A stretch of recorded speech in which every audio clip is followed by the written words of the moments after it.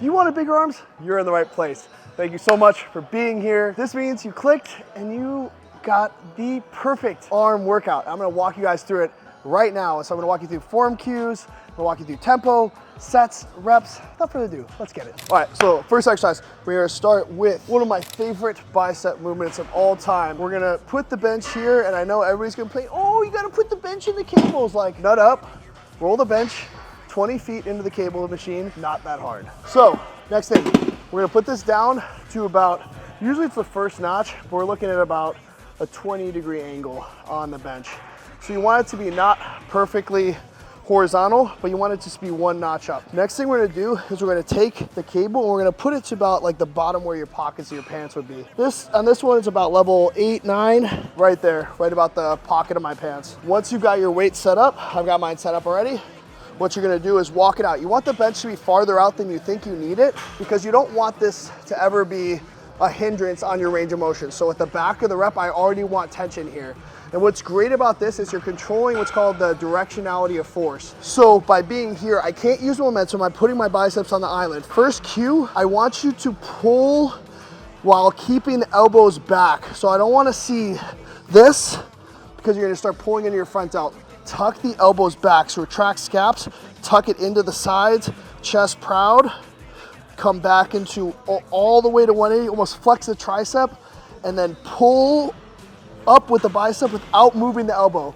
This is performative. Once you go past the point where you're starting to move the elbow, it's turning all into front delt and essentially maybe a little bit of forearms even. So we want to keep the elbows down and back. Nice posture. All the way into the stretch. You see by putting the cables up a bit, it gives me that big stretch to the back of my rep. We're gonna come here, pull with just the biceps, squeeze, slow eccentric. And for these, I'd like for you to shoot for anywhere from 8 to 10, maybe 12 reps at the maximum for like a lead-in set. 2 to 3 sets, we're trying to push pretty much to failure. The biggest things I want you to think for tempo is up, good squeeze, we're not holding, but a good half second. Forward second on the eccentric, 1 second in the pause, and then conscious drive through the bicep. So for tempo charting, 4 second eccentric, 1 second in the pause in the stretch, 1 second concentric, and then like a half second pause in that peak contraction point. So this is a great exercise because it disables the use of momentum. It puts you in a really mechanically advantageous position to absolutely cook your biceps. So 2 or 3 sets of this. If this is like the only exercise you do, you're gonna be absolutely toasted, but I'm gonna give you more. So what we're gonna do now is our second exercise, flip this bench around, and we're gonna do what's called a stretch bias exercise. So that's more of a contraction bias exercise based on when that movement pattern becomes heaviest for your biceps, based on where you set up the cable. This one, we're gonna do more of a contraction bias. So we're gonna put now this bench almost all the way up to 90, not quite to 90. We're gonna go one back from that. We're then gonna take the cables and put them all the way in that bottom position. And like, that's what I'm talking about. Like, that's how long that exercise took to set up. What was that, 15 seconds? Like, people make the biggest deal out of moving a fucking bench around. Drives me absolutely out of my mind. We're gonna be here. Now you can see how much like that is heavy as hell here, and it's gonna get a little lighter actually as I come to here because of the force curve and where I'm basically stacking that joint now. So when I come to the back, since I'm more up right now and facing out, you can see that weight is now heaviest here. So I get that really nice stretch bias. As we know, that's extremely hypertrophic. It puts my biceps on island. Same thing, I don't wanna move the elbows from that fixed position. So I wanna curl, almost crunch the core, keep everything engaged.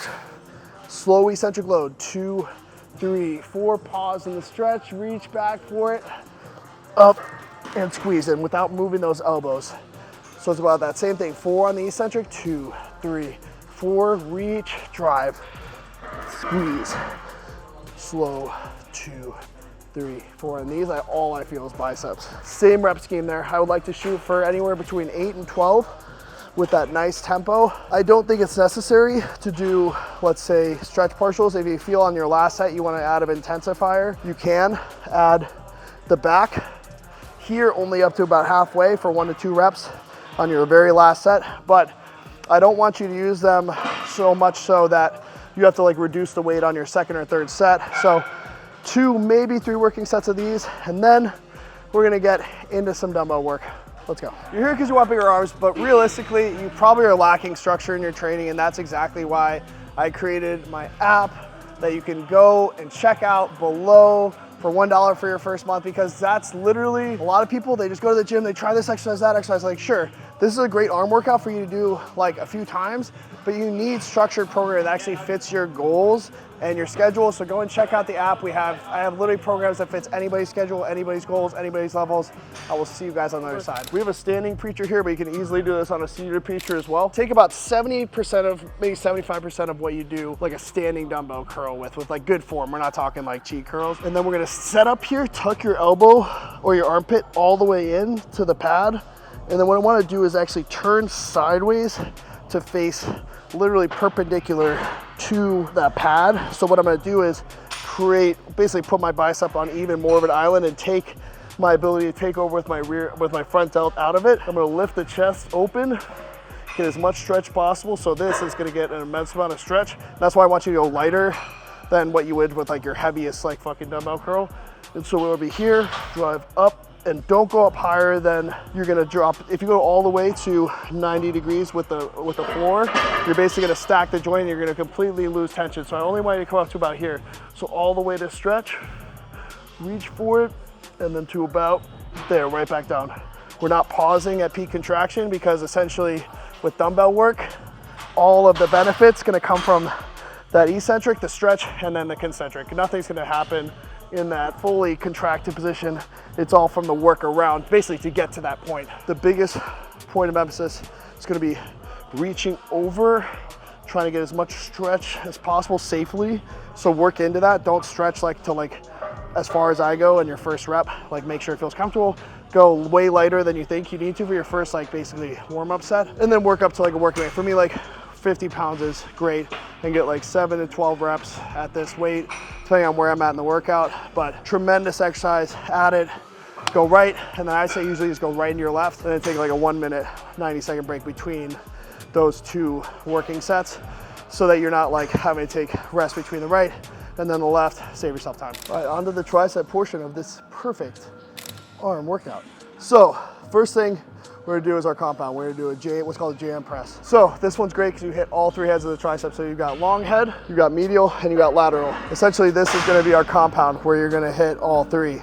The biggest form cues I can give is increasing range of motion, and it's nice because it's a modified skull crusher, so you get the benefits of the compound with a lot of times taking a lot of pressure off the elbow joint, where people will get a lot of elbow pain, especially once they start to progressively overload their skull crusher. So it's nice. It's almost a modification between a close grip press and a skull crusher. So we're gonna go about thumb width from that inner knurling. So we're about 3 inches from the thumbs, and then we're gonna wrap.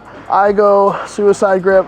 It's up to you if you want to just grab. With the Smith machine, I feel pretty safe doing a suicide grip. It allows me to kind of take the thought process out of the grip, and I'm kind of pushing through the palm. That's how you always want to think about when you're doing these. So I'm gonna come down towards my basically chin, and I want this to basically get close to my upper chest, and then I'm gonna push up and out. I'm a little low, or I'm a little high, so you wanna basically when you come down, you want this to come almost down on your neck, which sounds terrifying, but it shouldn't be a weight that you should be nervous about. Drive up, don't go to complete lockout, go just before a complete lockout.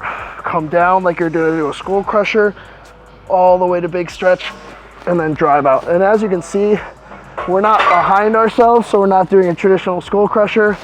We're not in here, we're not doing close grip where you can get a lot of front delt and chest. We're going right in between, and you're tucking the elbows, so it's almost like literally a pseudo right in between those two movements, so you can load it a little heavier, and it resolves the issue of that kind of arthritic elbow pain that you a lot of times get when you do a ton of week after week of super heavy skull crushers. So that's exercise number 1, compound. Now let's get into our long head focus exercise. All right, so if you guys want more super dope exercise descriptions, go check out my app. Literally every single exercise, I spent so much time doing exactly what I did right there. Every single workout, you're gonna have basically a top tier trainer in your pocket teaching you how to do things, do's and don'ts, form cues. So go and click the link in the description of this video. special offer just for people watching this video. You get the first month for $1, but you have to use the link below. Go and check it out.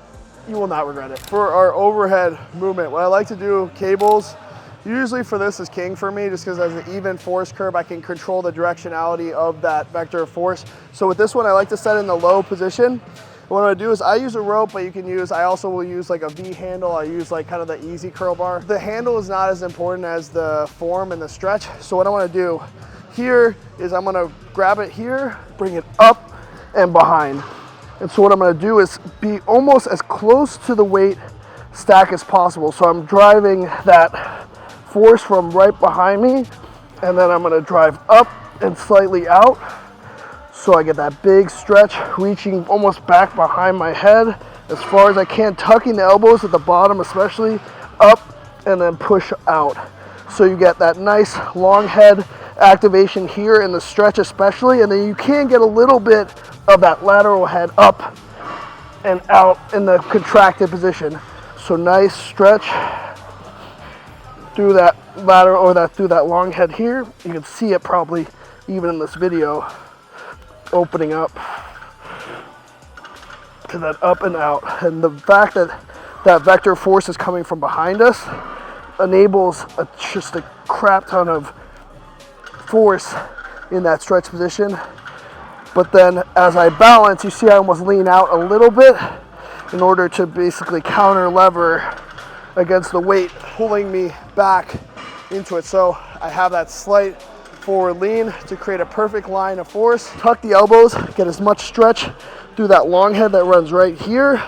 And then as I come up and out, I press out slightly to then get a little bit of lateral activation. Overheads are better for long head than lateral, but there's no reason not to touch it if you can on that slight outward bias at the top. So same thing here, 8, 12. If you want to go up to 15, that's fine, just because a lot of times people have a little bit of a precarious shoulder situation stability wise. So if you want to go a little higher rep, that's totally fine, but I like to go sticking that 8 to 12. That's our long head bias. Let's finish out with a push down movement. All right, tricep push downs. These, okay, not terrible, but you have to really control core, get a ton of leverage, and that vector force is coming from in front of you. So triceps pretty much got no benefit from here to about here, and then they really turn on to there. Whereas here, let's flip the script, put a bench here like I like to do, and we're gonna control that directionality of force again. It's gonna come from behind us. What I wanna do here is grab out, drop hip, drop elbow, and just like that, you're in position. All right, so what I wanna see is tucked elbows down. We're gonna push straight down through the hips, extend, and then we're gonna come right up tight to the body. Big stretch at the top, keeping the elbows nice and tucked to the sides. This stretch is absolutely incredible right here, and then down and through. Squeeze, drag it right up the body, elbows stay tucked, and you can see the benefit of having that weight behind me. That triceps already on here in that stretch position. I don't have to worry about core, I don't have to worry about getting pulled backwards. It's perfect direction of force, straight through, drag it right up the body, little pause in the stretch, and then nice controlled drive out through the tricep. To rack, the way I like to do it, usually put yourself close enough that if you reach back and up, you're there. It's not hard. A lot of people will overcomplicate movements like this or be like, that's so much setup, bro. It's not. You're just lazy, and like laziness is not something you should bring to the gym. If you want to like make gains, moving a bench over to like have a movement pattern that's like 3x better than the alternative that's like just standing and doing it, why not, right? So also it's nice to sit down, not gonna lie. So hope you guys love this video. Hope you guys got a lot of value out of it. If you want the same type of guidance, but like to the n,000th degree of value, go join my app. It's so reasonably priced. You get me in your pocket for every workout. Structured programming progresses over time, so I will look forward to having you crush it with me. Also community aspect, so I see all your guys' messages, all your guys' love. It means the world to me. Can't wait to see you in there.